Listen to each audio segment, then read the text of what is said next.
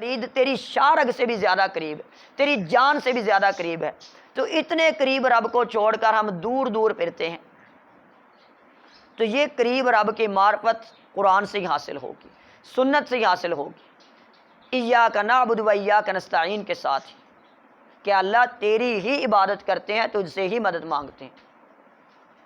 فوض الی عبدی، اللہ بھی کہتا ہے میرے بندے نے تو سارا معاملہ ہی میرے سپرد کر دیا، ہر چیز ہی اپنی میرے سپرد کر دی، پورا تعلق ہی میرے ساتھ جوڑ دیا، ہر چیز کا تعلق میرے ساتھ جوڑ کے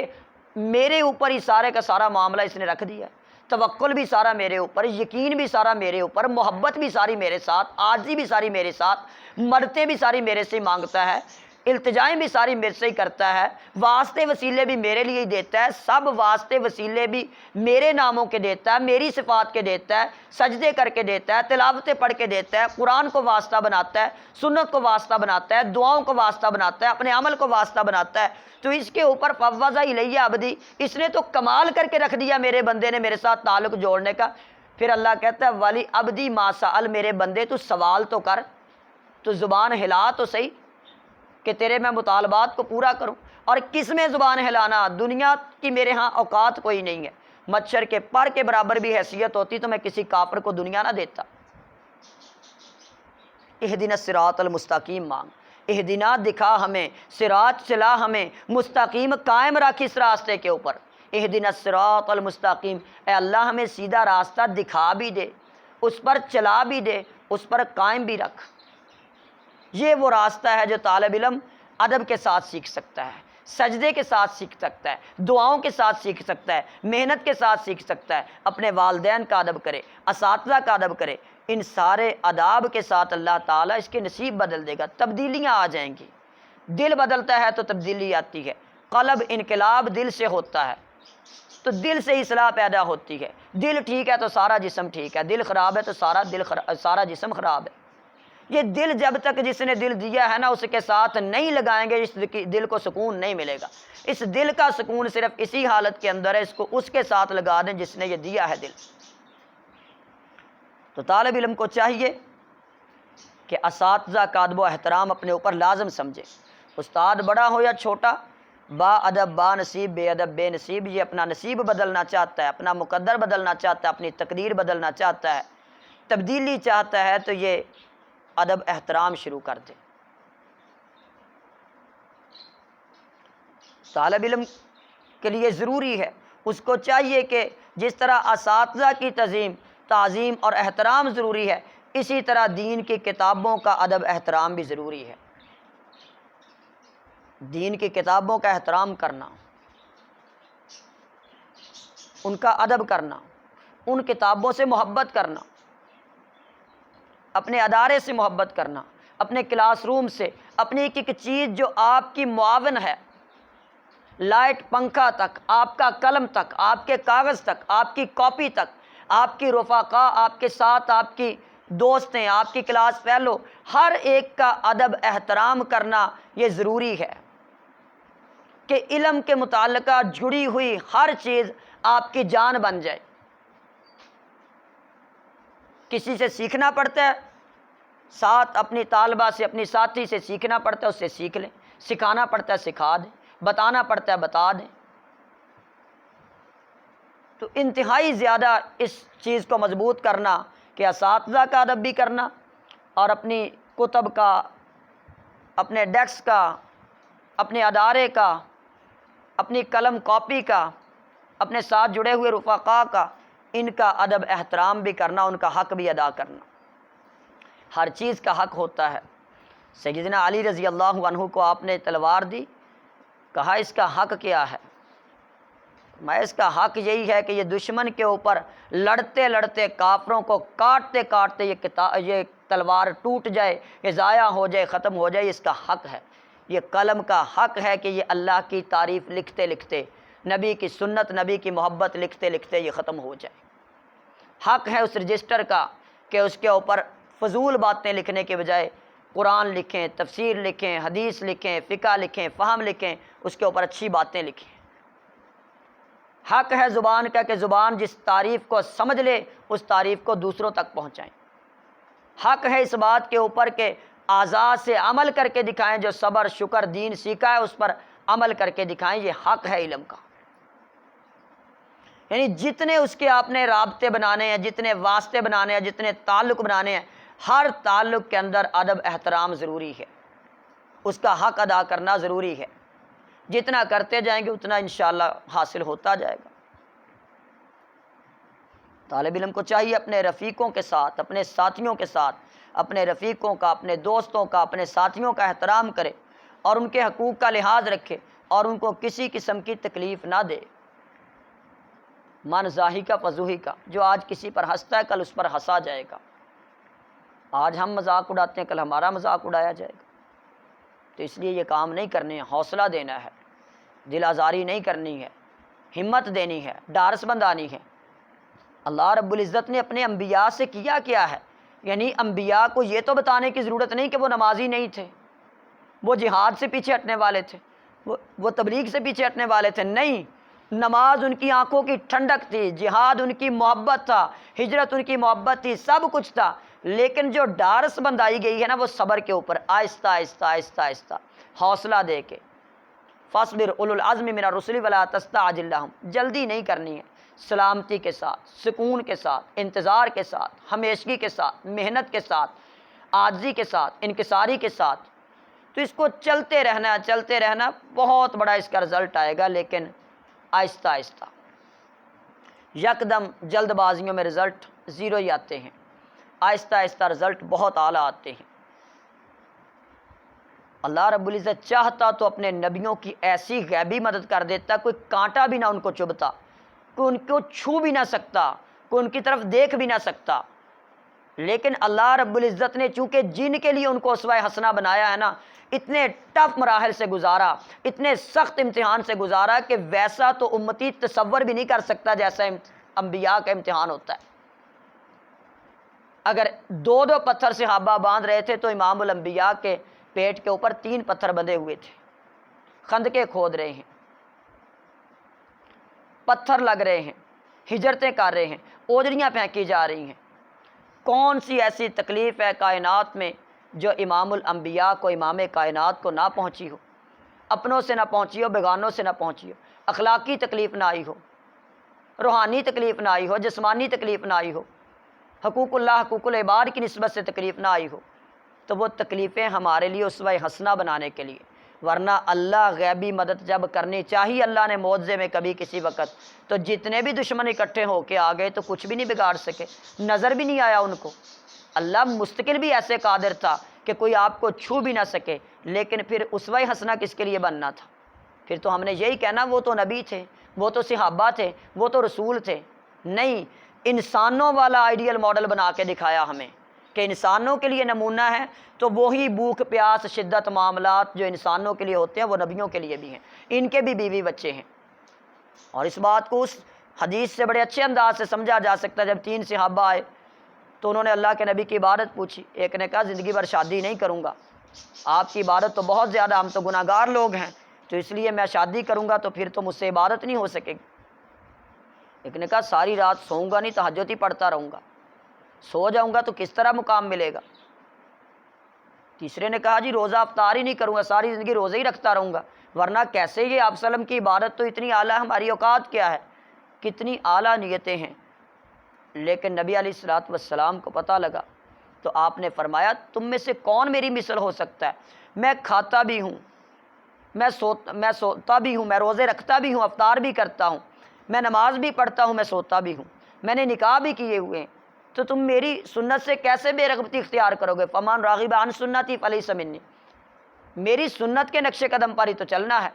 اگر اپنی مرضی سے، اپنی عقل کے مطابق، اپنی سوچ کے مطابق، اپنی فقہ کے مطابق، اپنے پیر کے مطابق، اپنے امام کے مطابق، اپنی ماں کے مطابق، اپنے معاشرے کے رسم و رواج کے مطابق، آباء و اجداد کے نقش قدم پر چلتے ہوئے کوئی اپنے راستے مقرر کرتا ہے، قرآن و حدیث سے ہٹے ہوئے راستے مقرر کر کے دن رات عبادت کرتا ہے، تسبیحات کرتا ہے، سجدے کرتا ہے، تلاوتیں کرتا ہے، رکوع سجود کرتا ہے، لیکن اس میں سنت کی نقل نہیں مارتا ہے، تو اللہ رب العزت نے فرمایا عاملۃ ناصبہ تصلی نارا حامیۃ تسقی من عین آنیہ، اٹھا کے قیامت کے دن اس کو جہنم کی آگ میں پھینک دیا جائے گا، اس سے یہ بھی نہیں پوچھا جائے گا تو کر کے کیا آیا ہے،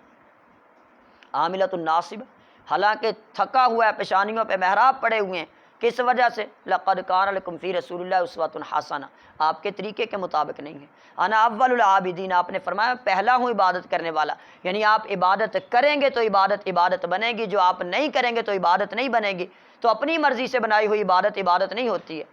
وہ سنت نہیں ہوتی ہے، وہ بدعت ہوتی ہے۔ تو طالب علم کو چاہیے اچھی طرح محنت کرے، اپنے اوقات کو ضائع نہ کرے، علم حاصل کرنے میں ہرگز سستی اور کاہلی سے کام نہ لے، کیونکہ کاہلی علم سے محروم کر دیتی ہے۔ سستی، کاہلی، بری عادات، بے ادبی، بدتمیزی، بد زبانی، یہ سارے کے سارے برے شوق انسان کو اچھے راستے سے محروم کر دیتے ہیں۔ مانیے نہ مانیے، ذرا غور کر کے دیکھنا، جب بھی ہم کٹتے ہیں نا اچھے راستے سے، اس کے پیچھے ہمارے گناہوں کا تعلق ہوتا ہے۔ نماز اچھی نہیں ہے، سکون نہیں مل رہا،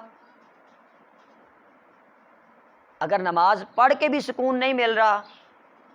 تو ہمیں پھر سکون سے نماز پڑھنی چاہیے نا، تو سکون سے نماز پڑھیں گے تو انشاءاللہ سکون مل جائے گا۔ تمام فکروں سے آزاد نماز کی فکر کریں، تمام فکروں سے آزاد ہو جائیں گے۔ یعنی یہ چیزیں ہمیں فکر میں جب نماز لائیں گے، فکر میں جب عبادت لائیں گے، فکر میں جب تلاوت لائیں گے، تو اس کے ساتھ اللہ تعالیٰ اپنی رحمت کے ساتھ یہ راستے آسان کر دے گا۔ ورنہ مشکلات کا سبب یہی ہے کہ ہم خود، ہمارے عمل میں کمزوری آتی ہے، ہماری ناشکری ہم سے ہو جاتی ہے، بے صبری ہم سے ہو جاتی ہے، بدعملی ہم سے ہو جاتی ہے، بری عادات میں ملوث ہو جاتے ہیں، جس وجہ سے ہم دین سے کٹنا شروع ہو جاتے ہیں، قرآن کی محبت سے دور ہونا شروع ہو جاتے ہیں، افسلم کی سنت سے، ذاق طعم ایمان سے دور ہونا شروع ہو جاتے ہیں۔ تو اس لیے طالب علم کو چاہیے کہ اچھی طرح محنت کرے، اپنے اوقات کو ضائع نہ کرے، علم حاصل کرنے میں ہرگز سستی اور کاہلی سے کام نہ لے، کیونکہ کاہلی علم سے محرومی کا سبب بنتی ہے۔ طالب علم کو علم کا حریص ہونا چاہیے، علم کے لیے سفر کرنے سے کبھی اس کو گریز نہیں کرنا چاہیے۔ علم کے لیے جس نے سفر کر کے دیکھا ہے نا، ایک تو ہے کہ مجبوراً سفر، ماں نے بھیج دیا، باپ نے بھیج دیا، کسی اور سرپرست نے بھیج دیا، دل سے سفر نہیں کیا، یعنی ٹھیک ہے مجبوری میں، تابع داری میں۔ ایک ہے کبھی علم کے لیے دل سے سفر کرنا، ایک ہے روٹین ورک کا سفر کرنا، کلاسوں میں آنا، بہت اس کی بھی شان ہے، فرشتے اس کے لیے پر پھیلاتے ہیں، چونٹیاں دعائیں کرتی ہیں، مچھلیاں دعائیں کرتی ہیں، لیکن اس سے ہٹ کے خاص طور پہ خالص علم کے لیے سفر کر کے جانا، یعنی علماء کی صحبت کے لیے، کوئی مسئلہ پوچھنے کے لیے، کوئی حدیث کا فہم حاصل کرنے کے لیے، الگ سے بھی، یعنی روٹین ورک کے الگ سے بھی، روٹین سے ہٹ کے بھی علم، اس کی الگ ایک ذائقہ، اس کی الگ ایک جو ہے نا پہچان ہے۔ لیکن یہ جس میں علم کی تڑپ ہوگی، طلب ہوگی، جستجو ہوگی، وہ ذائقے صرف اس کو نصیب ہو سکتے ہیں۔ عام انسان سیر کے لیے نکل جائے گا، وہ سیر میں جا کے اپنی تصویریں بنا لے گا، یادگار لمحات کو محفوظ کر لے گا، سیلفیاں بنا لے گا، لیکن جو علمی سفر کے اوپر نکلے گا نا، علماء سے محبت کے لیے، اساتذہ سے ملاقات کے لیے، علم سیکھنے کے لیے، اس طرح کا یادگار سفر تو کوئی ہوتا ہی نہیں، اس کو اللہ یادگار بنا دیتا ہے، وہ اللہ کے ہاں یادگار بن جاتا ہے۔ کچھ ہم اپنے لیے یادگار بناتے ہیں، اپنے دوستوں کے لیے، واٹس ایپ کے لیے، اسٹیٹس کے لیے، دکھانے کے لیے، تصویریں محفوظ کرنے کے لیے، اور یہ سفر وہ ہوتا ہے جس کی تصویریں اللہ ریکارڈ کرتا ہے۔ میرا بندہ میرے دین کے لیے نکلا ہے، میرے بندوں کے لیے نکلا ہے، میرا علم سیکھنے کے لیے نکلا ہے، میرے نبی کی سنت محبت میں نکلا ہے، تو اس کی لذت معرفت طالب علم ہی جان سکتا ہے، وہ جو اس تڑپ کے ساتھ نکلے۔ طالب علم کو چاہیے علم جیسی بے بہا نعمت حاصل کرنے میں جو دشواریاں پیش آئے ان کو برداشت کرے اور اپنے اکابر کی زندگی کو سامنے رکھے۔ علماء سلف، ان کے جو علم کے لیے کردار ہے نا، آج تو ہمارے جیسے، تو ہمارے دور کے کہہ لیں ہم عصر علماء، تو سلفی علماء کے مقابلے میں، ایک کے مقابلے میں شاید آج ہم سارے تل جائیں، جتنی وہ دشواریاں برداشت کرتے تھے علم کے لیے۔ ابن تیمیہ، ابن قیم، ابن حجر رحمۃ اللہ علیہ، امام بخاری رحمۃ اللہ علیہ، امام مسلم، سیاستہ کے محدثین، دیگر محدثین، مورخین، اور اسی طرح جتنے مفسرین، جب ہم علم کے لیے سفر کو تلاش کرتے ہیں، دشواریوں کو تلاش کرتے ہیں، تو آج ہمارا علم سے دوری کا سبب، قرآن و حدیث سے دوری کا سبب قطعاً دشواریاں نہیں ہیں، ہم زبان سے ذکر ان کو کرتے ہیں ہمیشہ، آج سہولتیں ہماری علم سے دوری کا سبب بنی ہوئی ہیں۔ آج گھر میں ٹھنڈے پانی کی سہولتیں کہ ٹھنڈا پانی پی کر اور من مانی غذائیں کھا کے جسم کو بوجھل کر کے، طبیعت خراب کر کے، زیادہ کھا کے ہم اٹھ نہیں سکتے ہیں، یہ وہی معاملہ ہے کہ یعنی آج اے سیوں سے اٹھنا مشکل ہے، آج ہمیں موبائل سے اٹھنا مشکل ہے، آج جتنے ہم نے جنجال اپنے اوپر سہولتوں کے ڈالے ہوئے ہیں، آج سہولتوں کی وجہ سے علم لٹ رہا ہے۔ کل سہولتیں کم تھی، علم زیادہ تھا، آج سہولتیں بہت ہیں اور علم کم ہے۔ اس وقت تو ہے ہی نہیں تھی سہولتیں علم کے لیے، تب تو لوگوں کے گھروں میں جا کے کھانے کا معاملہ، تب تو سفر نہیں تھے، پیدل سفر کرنے پڑتے، کوئی سواریاں نہیں تھی، مشکلات تھی، ایک ایک وقت کھانا مل جاتا بڑی بات تھی،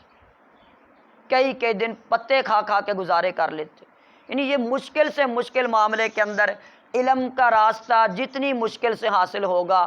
اتنا مقام علم میں زیادہ ہوگا۔ اور علم کے اندر سب سے بڑے امام جو علمی راستے میں بنتے ہیں وہ سیدنا ابو ہریرہ رضی اللہ عنہ بنتے ہیں، اصحاب میں سے، کہ جنہوں نے ہر تکلیف برداشت کی علم کے لیے، بھوک بھی، پیاس بھی، ہر طرح کی تکلیف برداشت کی، نیندیں قربان کر دی، رشتہ داریاں قربان کر دی، شوق قربان کر دیے، محبتیں قربان کر دی، ہر چیز قربان کر کے ہر وقت نبی علیہ الصلوۃ والسلام سے حدیث کا علم سیکھنے کے لیے کہ کوئی بات آپ کہیں اور وہ بات میں لکھ نہ پاؤں، نوٹ نہ کر پاؤں، سمجھ نہ پاؤں، میں منڈیوں میں نکلا ہوا ہوں، کام کاج پہ نکل جاؤں، میں کھانے پینے میں نکل جاؤں، میں سو جاؤں، تو گویا کہ ہر وقت تڑپ، عشق اور نشہ ہی ایسا لگا ہوا تھا اس علم کا کہ جس کے اوپر کوئی اور چیز غالب آئی نہیں۔ صبغۃ اللہ ومن احسن من اللہ صبغہ، طالب علم کے اوپر جب تک علم کا نشہ غالب نہیں آتا ہے، قرآن کی محبت کا نشہ غالب نہیں آتا ہے، اللہ کے نبی کی سنت کا نشہ غالب نہیں آتا ہے، پڑھنے کا، سیکھنے کا، بولنے کا، سمجھنے کا، عمل کا، تو اسی طرح نشے جو ہے نا آپ وسلم نے چھڑوائے تھے، شراب کے نشے، جاہلیت کے سارے شوقوں کے نشے، قرآن کا نشہ دے کے، سنت کا نشہ دے کے، عبادت کا نشہ دے کے، محبت کا نشہ دے کے، عقیدے کا نشہ دے کے، معرفت کا نشہ دے کے، ذائقہ طعم ایمان کے ذائقے دے کر ہی آپ صلی اللہ علیہ وسلم نے آہستہ آہستہ جو ہے ان چیزوں سے اللہ تعالیٰ نے صحابہ کو وہ نشے دیے کہ جن نشوں کے ساتھ دنیا کے سارے نشے اس کے نیچے رہ گئے، اور اس پر فرمایا صبغۃ اللہ ومن احسن من اللہ صبغہ، کہ جس پر اللہ کا رنگ چڑھ جائے، اللہ کی محبت کا، اللہ کے دین کا، اللہ کے گھروں کا، اللہ والوں کا، صدیقین کا، شہداء کا، صالحین کا، وحسن اولئک رفیقا، انعام یافتہ لوگوں کا، انعم اللہ علیہم من النبیین والصدیقین والشہداء والصالحین وحسن اولئک رفیقا۔ یہ وہ نشے ہیں کہ اگر یہ نشے چڑھ گئے تو انشاءاللہ دنیا کے سارے نشے اس کے نیچے دب جائیں گے۔ دعا ہے کہ اللہ رب العزت مجھ گناہ گار کو بھی، آپ بیٹیوں کو بھی دین اسلام کو سمجھ کر اس کے مطابق عمل کرنے کی، اس کی دعوت لوگوں کو پیش کرنے کی، اور اگر اس کے اوپر تکلیفیں آئیں تو اس پر صبر کرنے کی توفیق عطا فرمائے۔ وما توفیق الا باللہ، سبحانک اللہم بحمدک، لا الہ الا انت، استغفرک واتوب الیک۔